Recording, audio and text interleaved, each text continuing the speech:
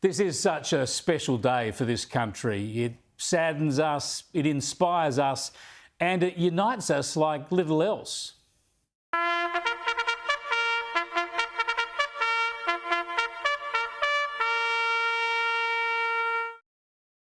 I started the day at the North Bondi dawn service with my family. It was extraordinary. I'd never been to a dawn service by the sea before, and the parallels with Gallipoli were palpable as we looked out across the ocean at dawn and listened to the crashing waves.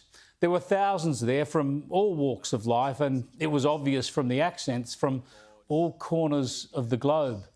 Different religions, different political leanings, different genders, sexualities, no doubt, people different in so many ways, but united in respect for this day and for our country. And of course, it was the same in every town, in every corner of this vast land. The Prime Minister, after walking part of the Kokoda Track, joined a dawn service in Papua New Guinea.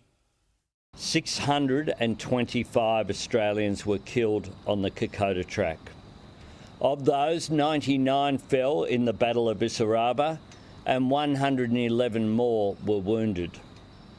And we remember and honour each of them this morning. And the day was observed with generous crowds in New Zealand and on the other side of the world, where so many of our diggers, of course, remain forever remembered, forever away from home. I hope your Anzac Day was special. I always think deeply about my grandfather, Edward Kenny, an Irishman who fought with the British at the Somme, and my great uncle, Rod Dew, who survived Changi, became a soldier settler, but lost so much. Great men that I owe an enormous amount to. And while we all think of those personal connections, of course, on Anzac Day, there's also the communal connection, the collective respect. So I join with you today in honouring all of our veterans, living and dead. And to all our current service personnel, I say that we as a nation, we are a nation, in fact, that's truly grateful for your service. Sadly, there is some controversy today. I'll show you my interview with Philip Thompson, the Liberal MP for Townsville and an Army veteran himself. I'll show you that full interview later. But see here, he's had a go at the Prime Minister over his whistle-stop visit earlier today. The Prime Minister spent about 15 minutes in Townsville, walked around the RSL and then left, got a few boos and... Now, to be sure, as these pictures show, some people thoroughly appreciated Anthony Albanese's Townsville visit on his way back home from Papua New Guinea. I'll have more on that later, as I said. But worse is the way that pro-Palestinian protesters have tried to shame Australia and tarnish the reputation of the Anzacs on this sacred day. Listen to this at Sydney University.